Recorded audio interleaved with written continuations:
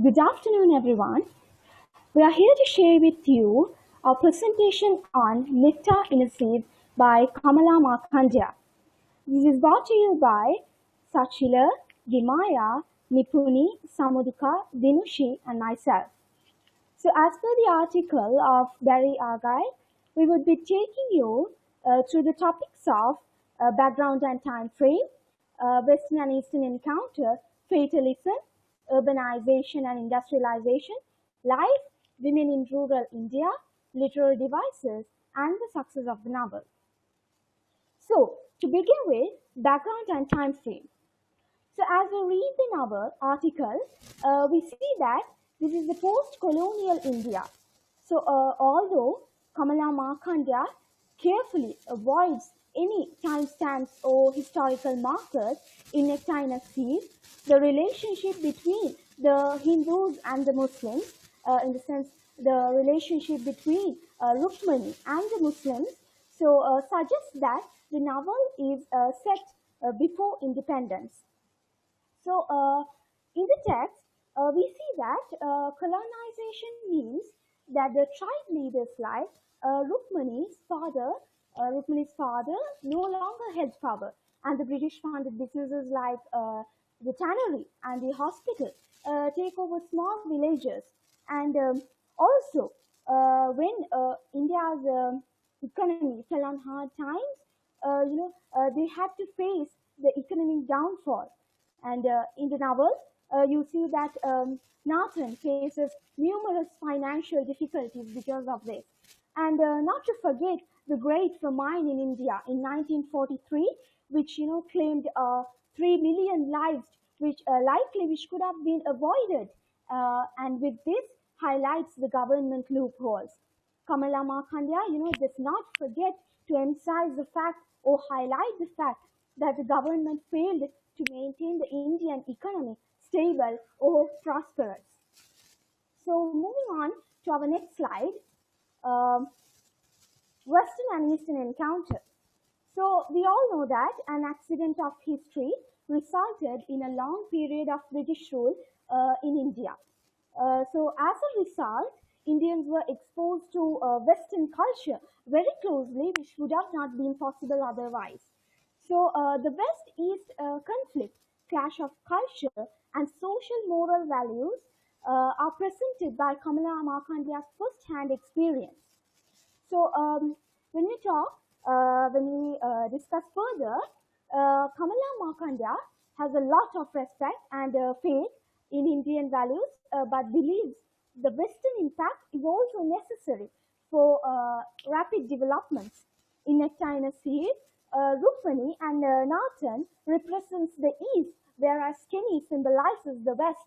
And Markandia beautifully delineates the different attitude towards life by this.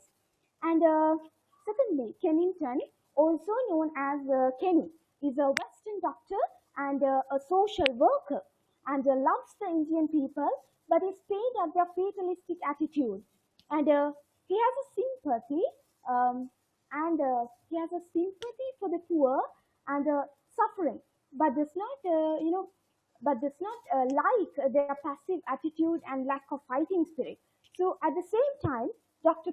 Kenny, a symbol of Western culture, acts as a benefactor of Rukmini as he secures jobs for two of her sons and treats her infertility. So with these, in treating infertilities and all, with these successions, people started trusting Western medicine as it had rapid treatments, leaving indigenous medicines and the mythical beliefs behind.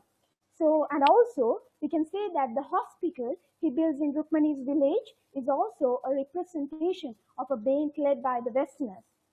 So, moving on to our next slide, fatalism. So, fatalism simply meaning to accept what is destined to us and being contented with what is given to us. So, facing problems is not at all a problem, but sustaining it is very important. So, in our novel, Nectar Seed, the two central characters, Nathan and Rukmani, symbolize this quality a lot. They undergo untold sufferings, but They bear their sorrows in the spirit of resignation of a style. They do not grumble or complain, but they accept silently. First, when we talk about Rukmani, uh, Rukmani's three sisters are married in well-to-do families and given a rich dowry. So, but poor Rukmani is married to poor Nathan.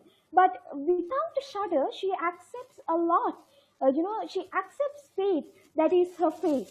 So, and secondly, when we look at Nathan, um, the heavy rains destroy the crops, and they are left with nothing to eat. So, with this, as a result of the wrath of nature, there is no rice to eat. So, but Rukmani and Nathan manages to get a handful of rice, and Nathan is satisfied with this small quantity of rice. So they feel satisfied. And when we look at the other villagers, the storm hits the villagers and destroy their homes and houses. And a small part of the houses remained. But despite all of this, they say that they are left even with this.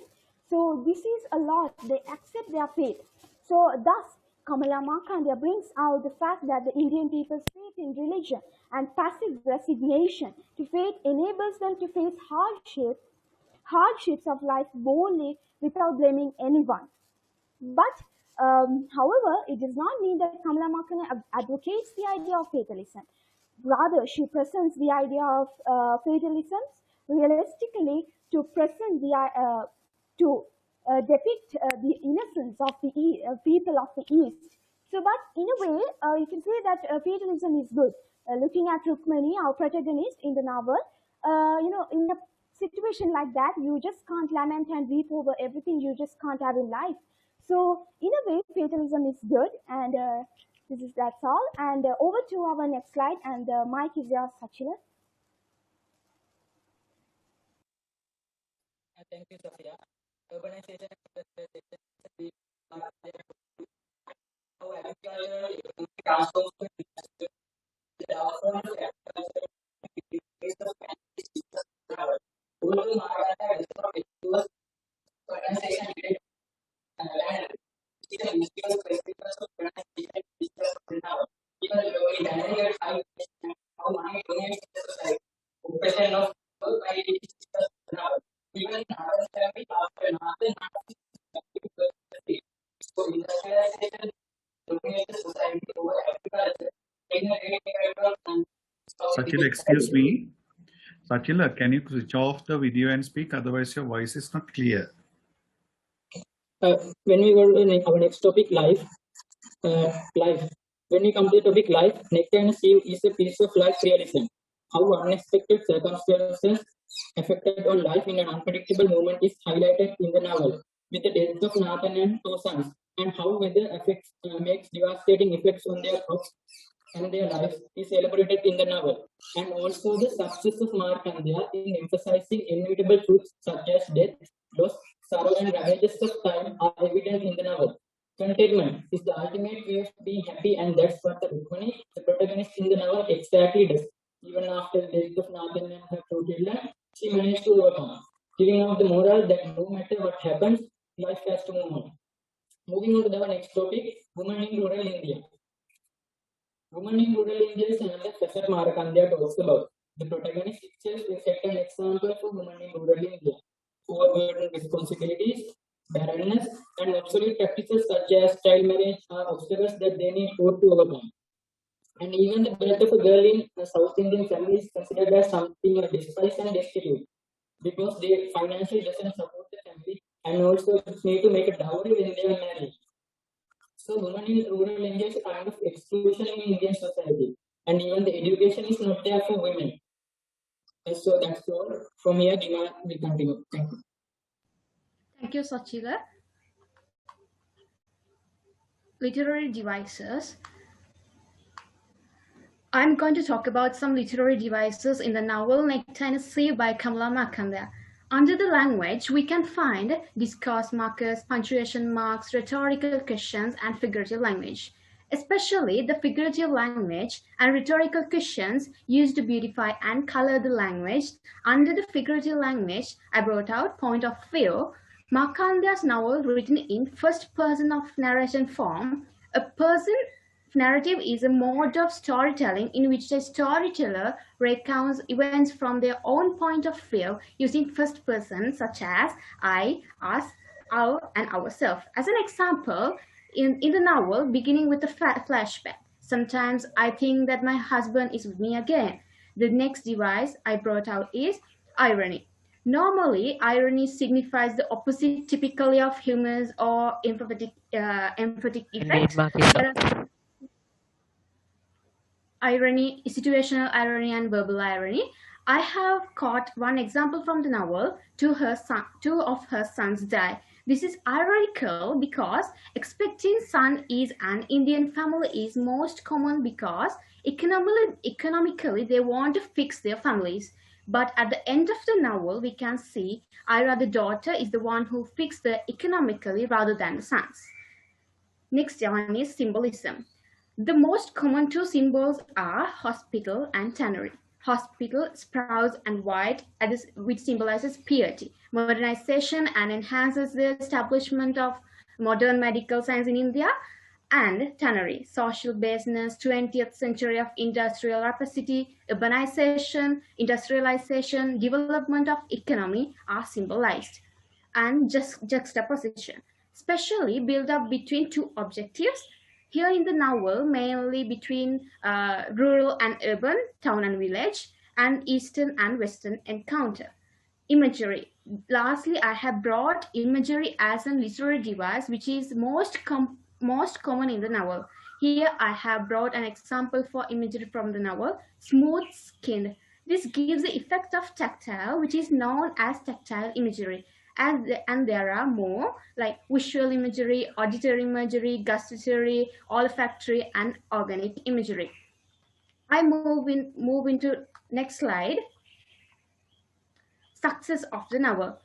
Success of the novel can be seen because of plausibility, simplicity, and authenticity. If I explain it further, plausibility of the novel Nectar and Sieve is told in first-person narration, and thereby plausibility of this novel depends on its characterization, and first point of view is always prone to incredibly, because the narrator's narration uncorrected by another tends to justice.